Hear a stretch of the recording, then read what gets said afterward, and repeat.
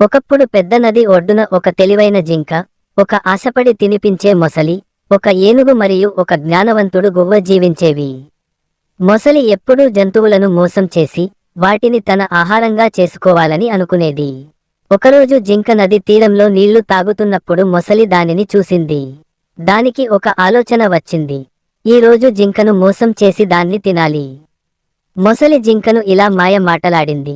ప్రియమైన జింక, ఆహారానికి వస్తే చూడు, నదికి అవతల ఉన్న చెట్లలో తీపి పండ్లు ఉన్నాయి. నువ్వు నా మీద కూర్చో, నేను నిన్ను అక్కడికి తీసుకెళ్తాను.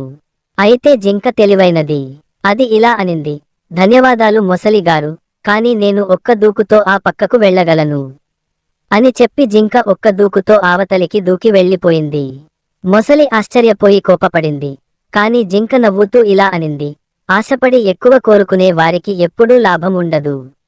దీన్ని చూసిన ఏనుగు మరియు గువ్వ జింకను పొగిడారు. గువ్వ ఇలా చెప్పింది, అందరికీ తెలుసు, ఆశ ఎక్కువ అయితే నష్టమే, తెలివి ఉంటే విజయం పొందుతారు.